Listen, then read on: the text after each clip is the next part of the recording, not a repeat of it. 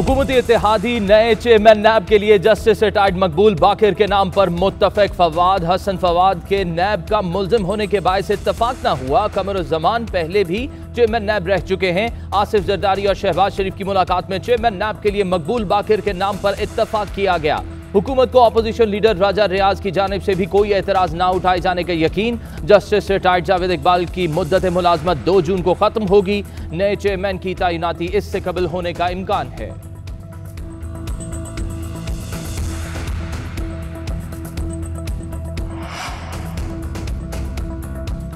Justice retired मकबूल बाकिर बहुत मोतबर शख्स हैं। उम्मीद है वो ऐसे प्रोसेस के जरिए चेयरमैन नैब नहीं बनेंगे जिसकी पब्लिक को सपोर्ट हासिल ना हो। एक लोटे को अपोजिशन लीडर बनाकर यह सारा अमल किया जा रहा है। कोई भी इज्जतदार शख्स इस तरीके से नहीं आएगा। पीटीआई रहनुमा फवाद चौधरी कहते हैं कि हुकूमत की तमाम तर तवज्जो अपने मुकदमात पर है। इन्होंने आते ही ECL से अपने नाम निकाले, प्रोसिक्यूटर बदले, फिर तफ्तीशी अफसर तब्दील किए। इस सब के बावजूद हुकूमत कंट्रोल में नजर नहीं आ रही। पाकिस्तान में पब्लिक सपोर्ट और हुकूमत के दरमियान बहुत बड़ा खला है। सियासी गलतियों से आगे चलकर ये मामलात मजीद खराब होंगे। मुल्की मसाइल गंभीर हो चुके हैं। इनके अंदर से ही नए इलेक्शन के लिए आवाजें उठ रही हैं। पेट्रोल की कीमत दिल पर पत्थर रखकर बढ़ाई। फैसला मुल्क को दिवालिया होने से बचाने के लिए जरूरी था। वजीर आजम शहबाज शरीफ की वजाहतें। अदालत पेशी के बाद गुफ्तगू करते हुए कहा, अवाम महंगाई में पिसे हुए हैं, गरीब खानदान रुल गए हैं, एक वक्त की रोटी को तरसते हैं। इलाज के पैसे नहीं, कारोबार नहीं, नौकरियां नहीं, रिलीफ पैकेज अवाम का हक था। करोड़ों खानदानों को कौमी खजाने से माहाना 28 अरब की सब्सिडी दे रहे हैं। यौम तकबीर के हवाले से शहबाज शरीफ ने कहा, नवाज शरीफ ने सरबराहान मुमलिकत से तल्ख बातें नहीं की, धमकियां नहीं दी। बड़े अच्छे अंदाज में कहा, मुझे पाकिस्तान के मफादात का तहफ़्फ़ुज़ करना है। $5 अरब की ऑफर का शुक्रिया, मगर पाकिस्तान के दिफा पर आंच नहीं आने देंगे।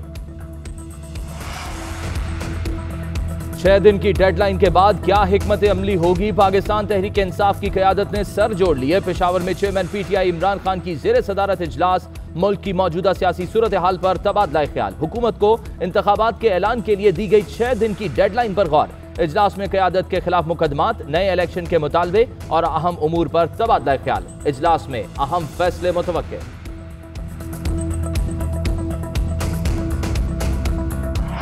सऊदी अरब से पैसे आने हैं। सऊदी अरब के जो पैसे इनके 3 बिलियन का डिपॉजिट पड़ा है, वो सऊदी अरब के वजीर खजाना ने स्विट्जरलैंड में 3 दिन पहले खुद फरमाया है कि सऊदी अरब जो है वो उसको री रोल कर देगी। IMF से $3 बिलियन आने के हैं। इसी माली साल में हम समझते हैं कि तकरीबन 1 बिलियन से ज्यादा हमको वर्ल्ड बैंक के पैसे मिल जाएंगे। एशियन डेवलपमेंट बैंक के 1.5 मिलियन नवंबर से पहले एक और आएंगे।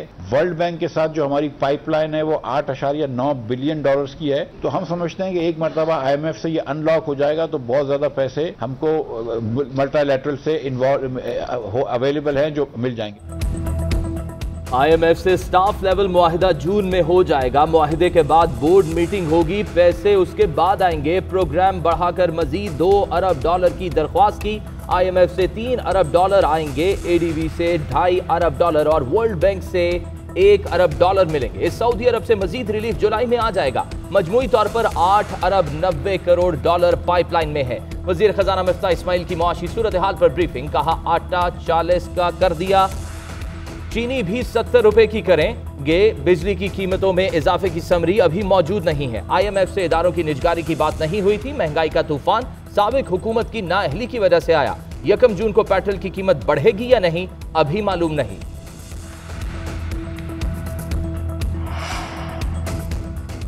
आज गिरे या कल हुकूमत खत्म होकर रहेगी। 30 रुपये फी लीटर पेट्रोल में इजाफे की पहली किस्त और 2000 रुपये महीने की खैरात की झूठी तसल्ली। इसीलिए मसाइल ज़्यादा लोग चोरों के फरसुदा निज़ाम के खिलाफ जहाद कर रहे हैं।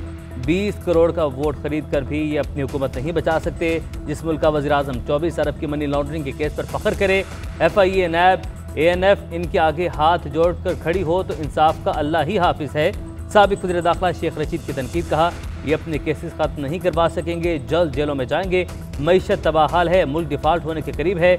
मुआशी तबाही से बचने के लिए अदलिया, इदारों और सियासतदानों को फौरी, अहम और बड़े फैसले करना होंगे। FIA money laundering case. Shahbaz Sharif और हमजा शहबाज की अबूरी जमानतों में 4 जून तक तौसी। दौरान समात शहबाज शरीफ खुद रोस्टम पर आ गए। कहा 12.5 साल पंजाब की खिदमत की, 1997 से आज तक एक ढेला तनख्वाह नहीं ली, पेट्रोल तक अपनी जेब से डलवाता हूं। सरकारी खजाने से 7-8 करोड़ रुपए नहीं लिए, अपने खानदान को अरबों रुपए का नुकसान पहुंचाकर क्या मैं करोड़ों की करप्शन करूंगा? शहबाज शरीफ के वकील अमजद परवेज ने अबूरी जमानत की तौसीक पर दलाइल मुकम्मल कर लिए। अदालत की हमजा शहबाज के वकील को आइंदा समाअत पर दलाइल देने की हिदायत।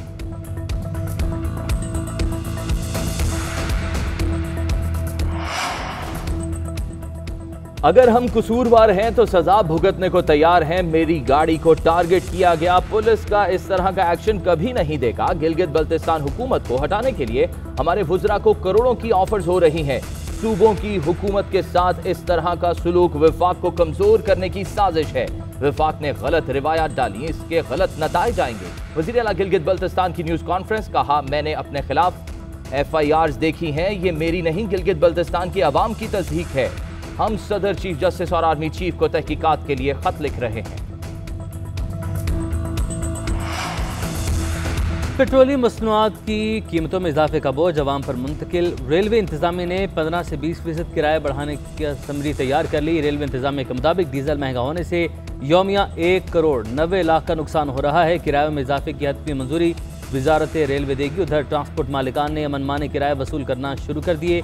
शहर के अंदर स्टॉप टू स्टॉप किराए में 10 रुपये इजाफा। इस्लामाबाद से कराची का किराया 500, लाहौर का 300 और मुल्तान का 250 रुपये बढ़ा दिया गया। किरायों में इजाफे की वजह से अवाम परेशान, बस अड्डों पर मुसाफिरों की तादाद में कमी।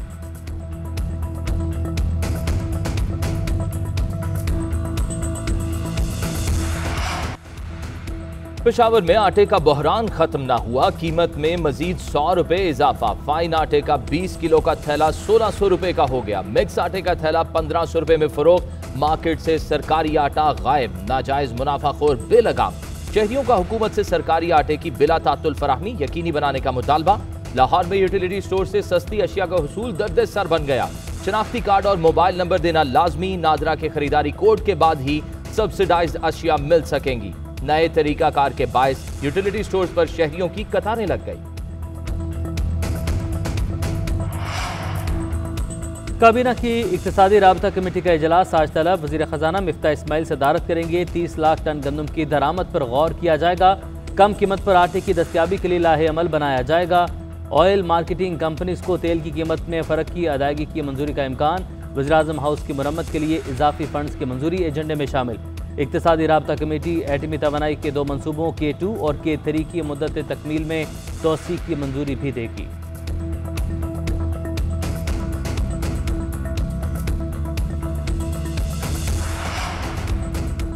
मुस्लिम लीग नून आज बहावलपुर में सियासी पाविशों करेगी। स्टेडियम में जलसे की तैयारियां जारी। मरियम नवाज और वज़ीर आला हमजा शहबाज जलसे से खिताब करेंगे। स्टेडियम और इतराफ में लीगी क़यादत के बैनर्स आवेजा।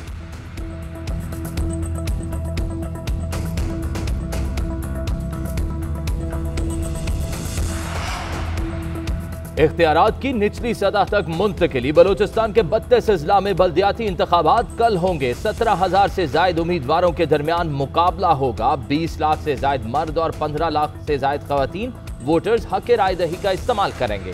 सूबे भर में 5,000 से जायद पोलिंग स्टेशन कायम, 2,000 पोलिंग स्टेशन हसास करार। बल्दियाती इंतखाबात के लिए सिक्योरिटी के सख्त इंतजाम होंगे। कोयटा और लसबेला में हल्का बंदियां मुकम्मल ना होने के बायस बल्दियाती इलेक्शन नहीं होंगे।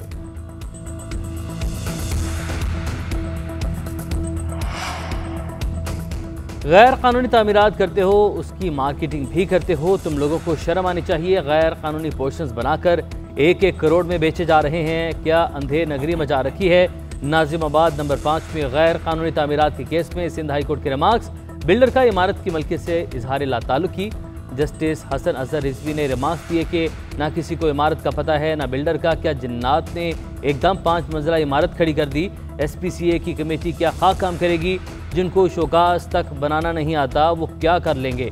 अदालत का SPCA और पुलिस को इमारत के मालिक का पता लगाने का हुक्म। बिल्डर से इमारत की मलकियत से मुतल्लिक हलफनामा तलब कर लिया।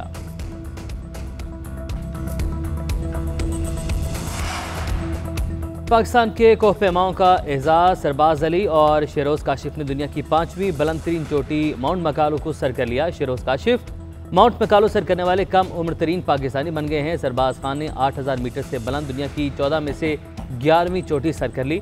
सप्लीमेंट्री ऑक्सीजन के बगैर पहाड़ सर किया। सरबाज खान ने नेपाल में वाक़ई 8000 मीटर बुलंद तमाम चोटियों को सर कर लिया।